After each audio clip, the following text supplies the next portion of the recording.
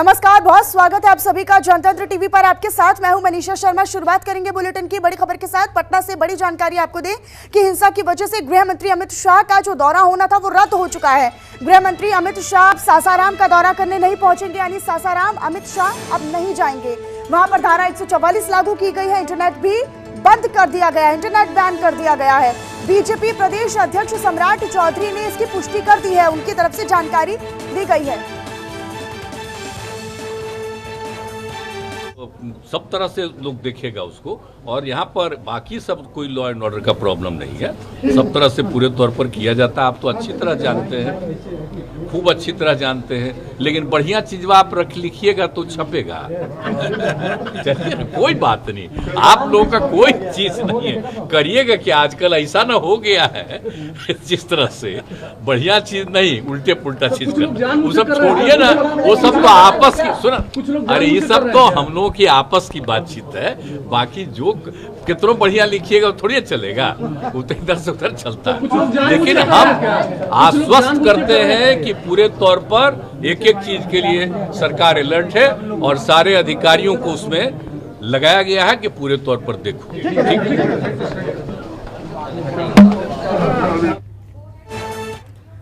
तो नीतीश कुमार को आप सुन रहे थे, लॉ एंड ऑर्डर की बात वो करते हुए नजर आए। चलिए अब खबरों में इसी बीच आगे बढ़े। आपको बताएं कि पश्चिम बंगाल के हावड़ा में हुई हिंसा के बाद से राजनीति अपने चरम पर है और इसी के बीच शनिवार यानी 1 अप्रैल को बड़ी खबर भी सामने आई। दरअसल पश्चिम बंगाल के हावड़ा में रामनवमी के दिन हिंसा की सीआईडी जांच करेगी और राज्य सरकार ने सीआईडी जांच का आदेश दिया है। इलाके में पुलिस की गश्त को भी बढ़ा दिया गया है। सीआईडी के स्पेशल ऑपरेशंस ग्रुप समेत कई ब्रांच जांच में शामिल होंगी और इनमें डीआईजी रैंक के अधिकारी शामिल रहेंगे। दरअसल राज्य की प्रमुख विपक्षी पार्टी बीजेपी ने हिंसा को लेकर ममता सरकार के खिलाफ मोर्चा खोल रखा है और मुख्यमंत्री ममता बनर्जी पर कई तरह के गंभीर आरोप बीजेपी के द्वारा लगाए गए हैं।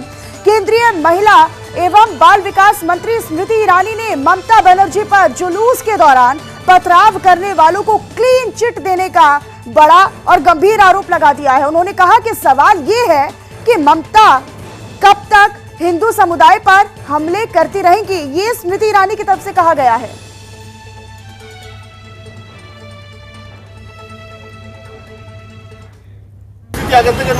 एकदम नॉर्मल आछे, मानुष सब दुकान पाट खुले गए और मानुषराও कॉन्फिडेंट आछे। আমরা পেট্রোলিং করছি, রুট মার্চ করছি, মানুষকে বুঝাচ্ছি, বাকি সিচুয়েশন নরমাল আছে। वहीं दूसरी तरफ रामनवमी जुलूस पर हिंसा की आग बंगाल और बिहार के बाद अब झारखंड तक पहुंच गई है। बीती रात शुक्रवार यानी 31 मार्च को जमशेदपुर में रामनवमी जुलूस पर पथराव हुआ और पुलिस की कई गाड़ियां भी तोड़ दी गई। इसके बाद से ही शहर में तनाव की स्थिति बनी हुई है।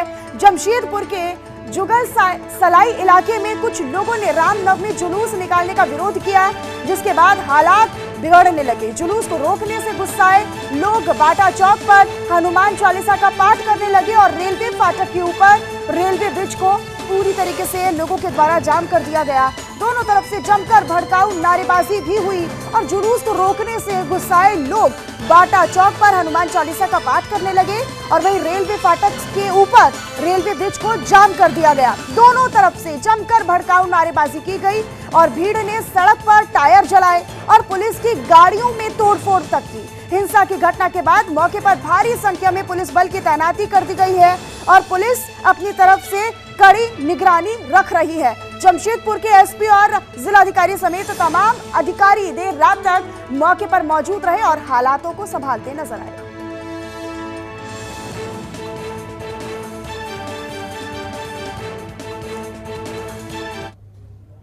वहीं दूसरी तरफ महाराष्ट्र से राज्यसभा सांसद और उद्धव गुट के नेता संजय राउत को जान से मारने की धमकी दी गई है। दरअसल दावा यह किया गया है कि धमकी देने वाले ने उन्हें मैसेज किया कि तेरा भी मुंह से वाला कर दूंगा। दावा यह है कि संजय राउत को कथित तौर पर लॉरेंस बिश्नोई गैंग से जान से मारने की धमकी मिली है। दावा यह किया गया है कि संजय राउत को एक मैसेज लिखा गया और ये कहा गया कि तू दिल्ली में मिला तो तुझे AK-47 से उड़ा दूंगा, मुंह से वाला हो जाएगा, सलमान और तू फिक्स है। तो ये धमकी मैसेज पर संजय राउत को मिली है। संजय राउत ने हालांकि इसको लेकर शिकायत भी दर्ज करवा दी है और ये पहली दफा नहीं है कि इस तरह से इन्हें पहले भी कई दफा धमकी मिल चुकी है और समय समय पर एफआईआर दर्ज करवाई गई है। लेकिन एक बार फिर से लॉरेंस बिश्नोई गैंग के कहीं ना कहीं शख्स का, व्यक्ति का हाथ इसके पीछे माना जा रहा है। कथित तौर पर लॉरेंस बिश्नोई गैंग से जान से मारने की धमकी संजय राउत को एक बार फिर से मिली है। देखिए, जरूर ये पहली बार नहीं हुआ है, ये पहली बार नहीं हुआ है मेरे बारे में। एक तो ये सरकार आने के बाद हमारे जैसे लोगों की सुरक्षा पूरी तरह से हटाई गई, लेकिन मैंने कभी उस बारे में कंप्लेंट नहीं की। ये आपकी मर्जी है। मैंने कभी मेरी सुरक्षा के बारे में ना किसी को पत्र लिखा है ना कुछ किया है। लेकिन बार बार मुख्यमंत्री का बेटा एक साजिश करता है एक गुंडे के साथ मेरे पे हमला करने के बारे में। जब मैं जानकारी देता हूँ गृह मंत्री को, तो बोलता है ये स्टंट है। तो आपके घर में जो होता है वो स्टंट नहीं क्या? आप उसके लिए एसआईटी स्थापन करते हो, लोगों को पकड़ कर लेके आते हो, वो तो सबसे बड़ा स्टंट है। फिर सच क्या है हमें मालूम है, लेकिन हमें मर्यादा रखनी है। अगर मैं सच बोलूंगा तो भूकंप हो जाएगा। कल भी मुझे एक धमकी आई है, लेकिन मैंने उसका ज़्यादा इशू नहीं किया, मैंने पुलिस को बता दिया है। पुणे से भी कुछ लोग अरेस्ट हुए, ऐसा मुझे अभी अभी पता चला, ऐसा मुझे पता, लेकिन मैं डरने वाला आदमी नहीं। क्या किया पुलिस ने मुझे बताइए। जब मैंने कहा कि थाना में एक साजिश मेरे खिलाफ, मेरे पे हमले की रचाई है, और कोई एक गुंडा है जो मर्डर केस में छूटकर बाहर आया है, उसको सुपारी दी है मेरे पे हमला करने की, पुलिस ने क्या किया आप मुझे बताइए। क्या किया गृह मंत्री ने? आप देश राज्य के गृह मंत्री हो ना, क्या किया मुझे बताइए, जनता को बताइए। वहीं आगे बढ़े, आपको बताएं कि राजस्थान के मुख्यमंत्री अशोक गहलोत ने पंजाब में अमृतपाल सिंह जैसे अलगाववादियों के उदय के लिए केंद्र की बीजेपी सरकार की हिंदू राष्ट्र की विचारधारा को सीधे तौर पर जिम्मेदार ठहराया है। शुक्रवार को राजस्थान के मुख्यमंत्री अशोक गहलोत ने सीधे तौर पर कहा कि केंद्र में सत्तारूढ़ बीजेपी द्वारा अपनाई जा रही हिंदू राष्ट्र की विचारधारा की वजह से ही पंजाब में अमृतपाल सिंह जैसे अलगाववादियों का उदय हो रहा है, पनप रहे हैं। राजस्थान में कांग्रेस में गुटबाजी और पूर्व उप मुख्यमंत्री सचिन पायलट के साथ सत्ता संघर्ष को लेकर अशोक गहलोत ने कहा कि हर पार्टी में छोटे मोटे मतभेद होते रहते हैं और आज देश किस दिशा में जा रहा है किसी को नहीं पता। लोकतंत्र खुद खतरे में है। ईडी, सीबीआई और आईटी के छापे पड़ रहे हैं, न्यायालय दबाव में है। ऐसा कब तक चलेगा? राहुल गांधी ने अडानी का जो मामला उठाया तो सरकार को जवाब देना चाहिए था, लेकिन अपने षड्यंत्र रचकर उन्हें बाहर निकाल दिया। इससे देश और लोकतंत्र को फर्क पड़ता है। राजस्थान के मुख्यमंत्री अशोक गहलोत ये कहते दिखाई दिए। अब देखिए, फिर भी लोग खड़े रहे, कुर्सियां ढक ली अपने ऊपर, बरसात में लोग सुन रहे हैं कि आप समझ सकते हैं कि माहौल क्या है। क्योंकि राहुल गांधी को जो आउट किया है पार्लियामेंट से, उसको लेकर लोगों में रिएक्शन है। वो तो निमित्त मात्र राहुल गांधी, पर देश कहाँ जा रहा है, किस दिशा में जा रहा है किसी को नहीं मालूम। लोकतंत्र खुद खतरे में है। ईडी, इनकम, सीबीआई के छापे पड़ रहे हैं, जुडिशल दबाव के अंदर है। कब तो चलेगा ये मामला? इसलिए आज एक जो अडानी का मामला उठाया, अगर मान लो राहुल जी ने जवाब देना चाहिए सरकार को। लोकतंत्र में पक्ष विपक्ष भी है। पार्लियामेंट ने जवाब दिए नहीं, आपने सब एक्सपेंड कर दिया, और बाहर जवाब देने के बजाय आपने षड्यंत्र करके उनको बाहर निकाल दिया। तो राहुल जी कह चुके मेरे फर्क नहीं पड़ता, पर फर्क पड़ता देश को, फर्क पड़ता है डेमोक्रेसी को, फर्क पड़ता है संविधान को, फर्क पड़ता है। इसलिए मैं समझता हूँ देशवासियों को समझ जाना चाहिए कि बहुत चिंताजनक हालात है देश के अंदर, सबको समझ जाना चाहिए। मेरा मानना ये है।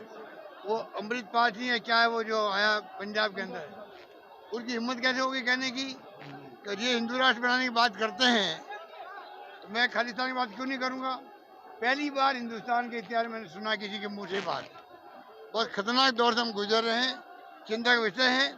ये प्रदेश कांग्रेस ने अभियान जो चलाया है पूरे प्रदेश के अंदर, ये अभियान आगे जारी रहेगा। धन्यवाद। और वहीं दूसरी तरफ दिल्ली के मुख्यमंत्री अरविंद केजरीवाल ने शनिवार को प्रेस कॉन्फ्रेंस की और इसी दौरान सीएम अरविंद केजरीवाल ने प्रधानमंत्री नरेंद्र मोदी पर तीखा हमला किया। उन्होंने कहा इस दौरान कि इस देश में पीएम पढ़े लिखे होने चाहिए क्योंकि उनको दिन में कई फैसले लेने होते हैं, नहीं तो अफसर गुमराह कर सकता है। प्रधानमंत्री नरेंद्र मोदी की शिक्षा को लेकर लोगों का संशय और बढ़ गया है।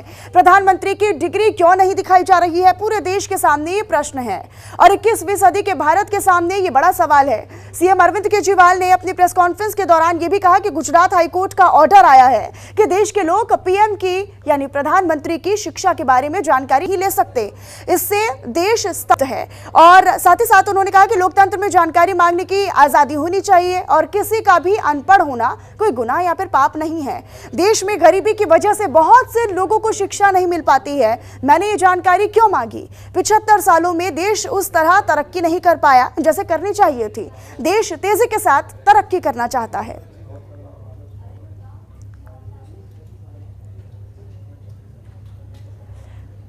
तो दिल्ली के मुख्यमंत्री अरविंद केजरीवाल ने प्रेस कॉन्फ्रेंस की और साथ ही साथ उन्होंने तमाम बातों का जिक्र इस दौरान किया। उन्होंने कहा कि अनपढ़ होना कोई पाप या फिर कोई गलत चीज नहीं है, लेकिन कम से कम ये देश के सामने होना चाहिए। प्रधानमंत्री नरेंद्र मोदी की डिग्री को लेकर प्रेस कॉन्फ्रेंस में तीखा हमला बोलते हुए मुख्यमंत्री अरविंद केजरीवाल नजर आए। पीएम पढ़े लिखे नहीं होंगे तो फिर अफसर उनका फायदा उठाते हैं। अनपढ़ होना कोई गुनाह या फिर कोई पाप नहीं है। भारत को एक पढ़े लिखे प्रधानमंत्री की जरूरत है। हाईकोर्ट के ऑर्डर ने प्रधानमंत्री जी की शिक्षा को लेकर जो संशय था वो और बढ़ा दिया है। इस बात का लोगों को जवाब नहीं मिल पाया कि प्रधानमंत्री जी कितने पढ़े लिखे हैं। कुछ डिग्री इधर उधर, एक दिन अमित शाह जी ने भी प्रेस कॉन्फ्रेंस करके कुछ वर्ष पहले डिग्री दिखाई थी। अगर डिग्री है और वो सही है तो डिग्री दिखाई क्यों दी क्यों नहीं जा रही? गुजरात विश्वविद्यालय, दिल्ली विश्वविद्यालय डिग्री क्यों नहीं दे रहे? उनकी जानकारी क्यों नहीं दे रहे? तो लोगों के मन में दो ही आंसर है क्यों नहीं दे रहे। एक ही हो सकता है इसलिए नहीं दे रहे क्योंकि अहंकार है कि मैं क्यों दूं, मेरी डिग्री मांगने वाले ये कौन होते हैं, इनकी औकात क्या है। पर जनतंत्र के अंदर इस तरह के प्रश्न तो ठीक नहीं है, इस तरह का अहंकार तो ठीक नहीं है। अगर जनता मांगती है तो देनी चाहिए। और दूसरा प्रश्न जनता के मन में ये उठ रहा है कि डिग्री इसलिए नहीं दे रहे क्योंकि डिग्री हो सकता है फर्जी हो, डिग्री हो सकता है नकली हो। तो ये जनता के मन में कल के ऑर्डर के बाद बहुत सारे अफवाहों का बाजार गर्म है, बहुत सारे प्रश्न खड़े हो रहे हैं। और ये नहीं समझ में आता कि अगर प्रधानमंत्री जी दिल्ली विश्वविद्यालय से पढ़े, गुजरात विश्वविद्यालय पढ़े, तो गुजरात विश्वविद्यालय को तो सेलिब्रेट करना चाहिए कि हमारा लड़का जो है वह देश का प्रधानमंत्री बन गया। आज एक ही प्रश्न है मेरे सामने कि क्या 21वीं सदी के भारत के प्रधानमंत्री पढ़े लिखे होने चाहिए।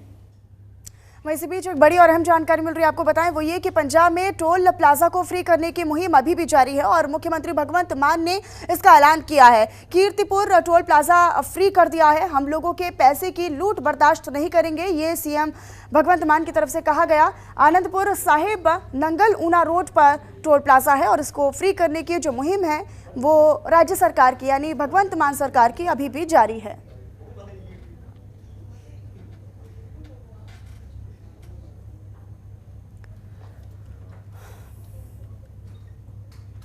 वहीं यूपी के मुख्यमंत्री योगी आदित्यनाथ ने राजधानी में प्रदेश व्यापी स्कूल चलो अभियान व संचारी रोग नियंत्रण अभियान का शुभारंभ किया है। मुख्यमंत्री योगी आदित्यनाथ ने उत्कृष्ट प्रदर्शन करने वाले छात्रों को सम्मानित भी किया और इस कार्यक्रम में मौजूद लोगों को संबोधित करते हुए सीएम योगी आदित्यनाथ ने कहा कि बेसिक और माध्यमिक शिक्षा हमने 1,60,000 शिक्षकों को नियुक्ति दी है।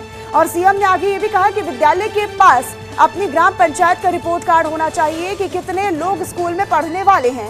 हो सके तो बेसिक शिक्षा विभाग इसका पोर्टल तैयार करे। मुख्यमंत्री योगी आदित्यनाथ ने अपने संबोधन के दौरान ये भी कहा कि पहले उत्तर प्रदेश भ्रष्टाचार की पहचान बन चुका था, लेकिन आज प्रदेश में यानी यूपी में विकास कार्य तेजी के साथ बढ़ रहे हैं। आज यूपी तेजी के साथ विकास के पथ पर आगे बढ़ रहा है। तो स्कूल चलो अभियान 2023 का शुभारंभ आज मुख्यमंत्री योगी आदित्यनाथ ने किया। शिक्षा के क्षेत्र में बहुत विकास हुआ। इस दौरान ये तमाम बातों का जिक्र करते हुए सीएम योगी आदित्यनाथ नजर आए।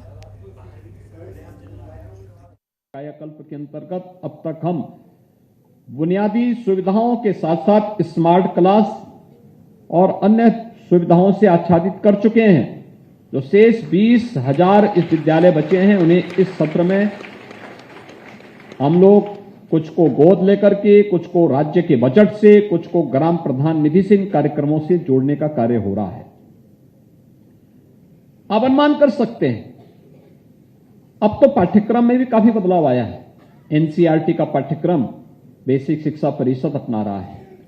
मानव संपदा पोर्टल के माध्यम से शिक्षकों की उपस्थिति के साथ साथ शिक्षा विभाग के अधिकारियों की उपस्थिति उसके साथ दर्ज हो रही है। निपुण भारत अभियान के अंतर्गत बच्चों के प्रत्येक विद्यालय को, प्रत्येक ब्लॉक विकास खंड को, प्रत्येक जनपद को निपुण विद्यालय, निपुण जनपद, निपुण ब्लॉक घोषित करने का एक प्रतिस्पर्धा, स्वस्थ प्रतिस्पर्धा प्रारंभ हुई है। और शिक्षा के क्षेत्र में जब हम क्वालिटी देने की स्थिति में पहुंच चुके हैं तो उसी कार्यक्रम को आगे बढ़ाते हुए आज तमाम कार्यक्रमों को यहां पर लॉन्च भी किया गया है। और चलिए आगे बढ़ते हुए बरेली से एक अहम जानकारी मिल रही है। आपको बताएं कि उमेश पाल हत्याकांड में आज अशरफ की पेशी होगी। प्रयागराज नहीं ले जाया जाएगा अतीक का भाई अशरफ। वीडियो कॉन्फ्रेंसिंग के जरिए ही अशरफ की पेशी की जाएगी और रिमांड मंजूर होने पर पुलिस प्रयागराज अशरफ को लेकर जाएगी। तो ये बड़ी जानकारी, अहम जानकारी।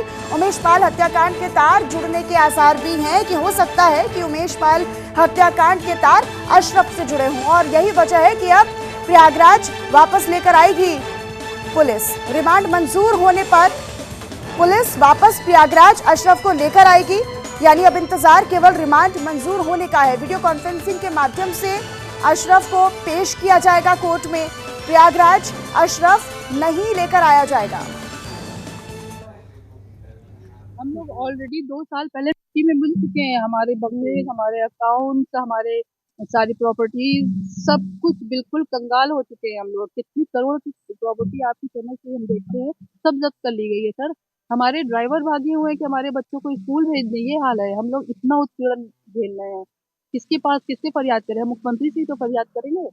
मिट्टी के मिलाने का अर्थ सर ये नहीं होता कि किसी की सड़क पे खड़ी करके गोली मार दी जाए या एनकाउंटर कर दी जाए। मिट्टी मिलाने का अर्थ होता है फाइनेंशियली उसको तोड़ दिया जाए। हम लोग 2.5-3 साल पहले सब कुछ, हमारी प्रॉपर्टीज, हमारे बेंगलोर, गाड़ियां, हमारी सब कुछ खत्म हो चुका है। क्या मांग करते हैं ये न्यायिक जांच हो जाए, इसकी जो है सीबीआई जांच हो जाए। हमारे परिवार को झूठे मुकदमों में ना फंसाया जाए। मेरा नाम आयशा रेड्डी है। हमारी 3 बजे रात में महिलाओं को उठा लिया गया। छोटी छोटी बच्चियां हैं, वो पेपर नहीं दे पाई।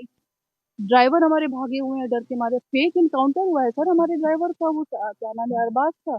वो बच्चों को स्कूल ले जाता था और पोस्टमार्टम की रिपोर्ट में वो नाबालिग निकला बच्चा।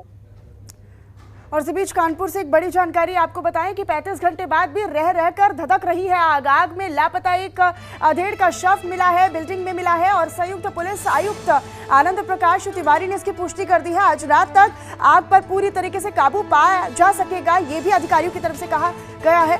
तो ये कानपुर अग्निकांड से जुड़ा मामला है जहां पर बहुत सारी दुकानें आग के चपेट में आ गई थी। 800 दुकानों समेत 150 करोड़ का सामान जलकर खाक बताया गया है। फिलहाल जो जानकारी मिल रही है और अभी फिलहाल ये ताजा जानकारी कि अभी भी आग धधक रही है और रह रहकर धधकती नजर आ रही है। और इसको लेकर जो अधिकारियों की तरफ से कहा गया है, फायर ब्रिगेड की टीमों की तरफ से कहा गया वो ये कि आज रात तक, शाम तक हो सकता है कि पूरी तरीके से आग पर काबू पा लिया जाए। अभी जो है आग को बुझाने का काम चल रहा है और अभी ऑपरेशन कुछ घंटे और चलेगा, क्योंकि इस बिल्डिंग की सिचुएशन कुछ इस तरह की है कि इसमें समय लगेगा और आगे पीछे दोनों तरफ से इसमें काम लगातार जारी है। और हमारी कोशिश है कि आज देर रात तक हम इसे अंतिम रूप से कंट्रोल कर पाएँ।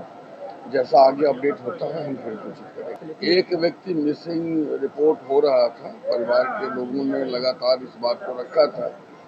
आज सुबह कुछ स्ट्रक्चर 3rd फ्लोर से हमें ऐसा मिला है जो seems to be dead body, but we are not sure. हमने हॉस्पिटल भेजा है, जैसा डिटेल आता है हम वैसा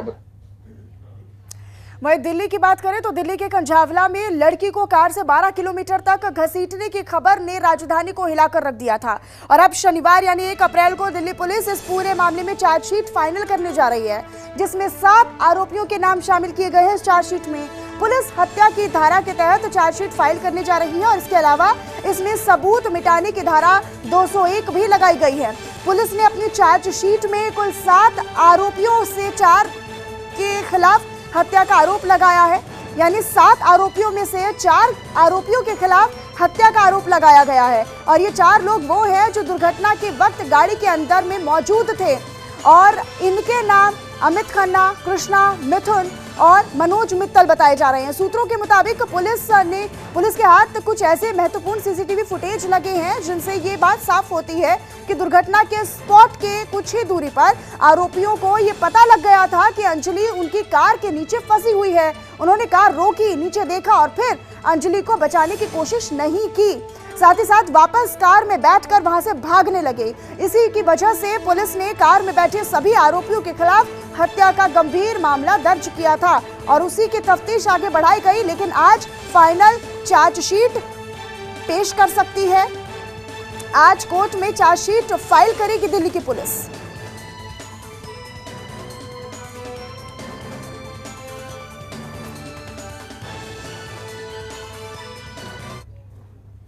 वह नए वित्त वर्ष 2023-24 की शुरुआत के साथ ही सरकार ने छोटी बचत योजनाओं यानी स्मॉल सेविंग स्कीम्स में कई बड़े बदलाव किए हैं। वित्त मंत्रालय के ने सीनियर सिटीजन सेविंग स्कीम में निवेश करने वालों को खुशखबरी देते हुए इसकी ब्याज दरों में बढ़ोतरी का ऐलान कर दिया है और ये दरें वित्त वर्ष 2023-24 की पहली तिमाही यानी कि अप्रैल से जून तक के लिए लागू की गई हैं। इससे पहले सरकार ने वरिष्ठ नागरिकों को बजट 2023 में खुशखबरी देते हुए सीनियर सिटीजन सेविंग स्कीम की निवेश सीमा को 2 गुना कर दिया था और अब 1 अप्रैल 2023 से सीनियर सिटीजन इस स्कीम में ज्यादा निवेश कर सकेंगे।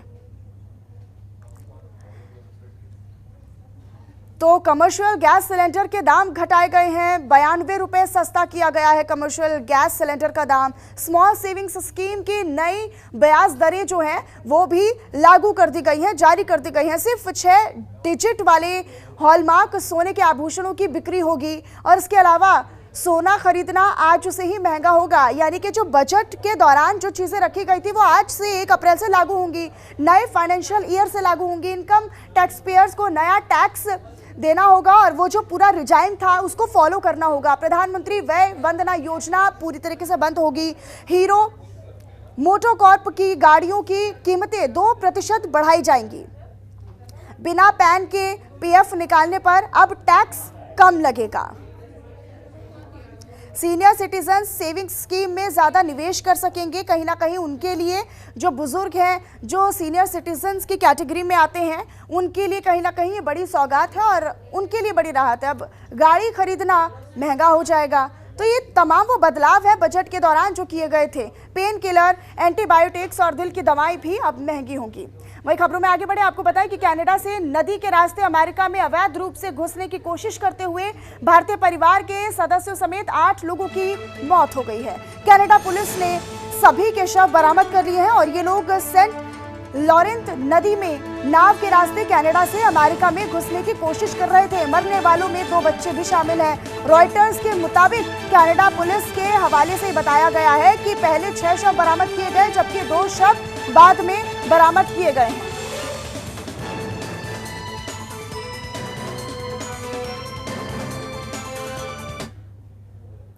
और चलिए फिलहाल इन्हीं तमाम खबरों के साथ इस बुलेटिन में इतना ही, लेकिन आप देखते रहिए जनतंत्र टीवी।